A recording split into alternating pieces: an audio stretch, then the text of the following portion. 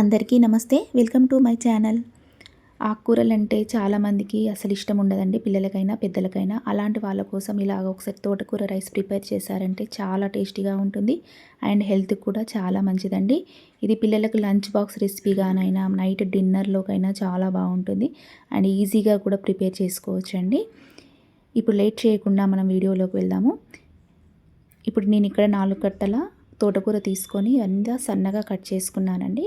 ఇదంతా సన్నగా కట్ చేసుకొని ఇప్పుడు వాటర్లో వేసుకొని, ఈ వాటర్లో కొంచెం సాల్ట్ వేసుకొని 2-3 టైమ్స్ బాగా వాష్ చేసుకున్నానండి. తోటకూరను ఇలా బాగా వాష్ చేసుకొని పక్కన పెట్టుకున్నాను.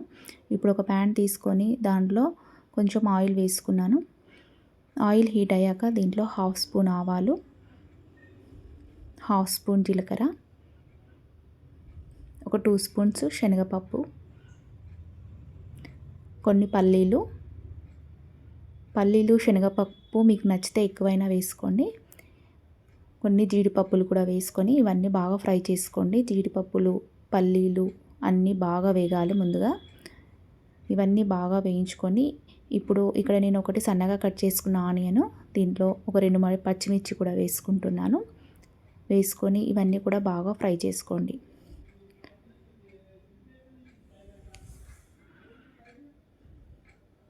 ఇప్పుడు ఆనియన్ అంతా బాగా ఫ్రై అయ్యాక దీంట్లో ఒక 1/2 స్పూన్ పసుపు కూడా వేసుకోండి. వేసుకొని ఒకసారి బాగా కలుపుకోండి. ఇప్పుడు ఇవన్నీ బాగా ఫ్రై చేసుకున్నాక మనం ముందుగా కట్ చేసుకున్న తోటకూరను కూడా దీంట్లో వేసుకోండి.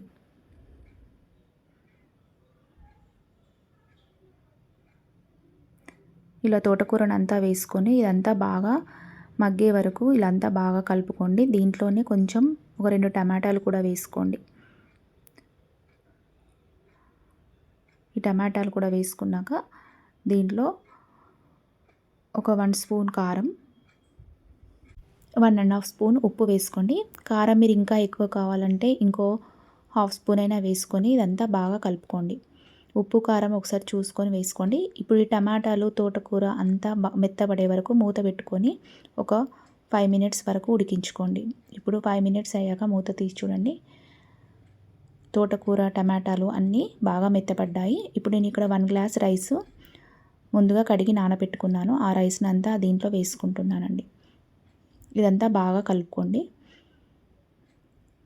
ఇప్పుడు ఇదంతా బాగా కలిసాక ఇక్కడ నేను 1 గ్లాస్ రైస్కి 1.5 గ్లాస్ వాటర్ తీసుకుంటున్నారు. మీరు ఏ గ్లాస్తోనైతే తీసుకుంటారో ఆ గ్లాస్తోనే వాటర్ తీసుకోండి. తీసుకొని ఇదంతా బాగా కలుపుకోండి.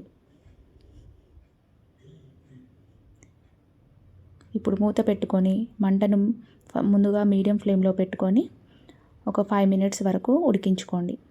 5 to 10 మినిట్స్ వరకు ఉడికించుకోండి. ఇప్పుడు ఒకసారి మూత తీసి చూడండి. ఇప్పుడు రైస్ అంతా కొంచెం పొడి పొడిగా ఉంది కాబట్టి ఇప్పుడు మూత పెట్టుకొని మంటను మొత్తం లో ఫ్లేమ్లో పెట్టుకొని మళ్ళీ ఒక 5 to 10 మినిట్స్ వరకు ఉడికించుకోండి. ఇప్పుడు చూడండి రైస్ అంతా ప్రిపేర్ అయిపోయినట్టే. ఇప్పుడు ఒకసారి ఇలా మెల్లిగా కదిపి చూడండి. రైస్ అంతా బాగా ఉడికిందండి. అంతేనండి, మనకు తోటకూర రైస్ ప్రిపేర్ అయిపోయినట్టే. చాలా టేస్టీగా ఉంటుందండి. నైట్ డిన్నర్ టైంకైనా లంచ్ బాక్స్కైనా ఇలా పిల్లలకు ఈజీగా చేసి పెట్టచ్చు. అలాగే పిల్లలు కూడా చాలా హెల్దీ అండి. ఈ వీడియో కంప్లీట్గా చూసినట్టయితే please subscribe my channel and ఒక లైక్ కూడా చేయండి, షేర్ కూడా చేయండి. మీకు నచ్చితే ఒక కామెంట్ కూడా చేయండి. Thank you for watching.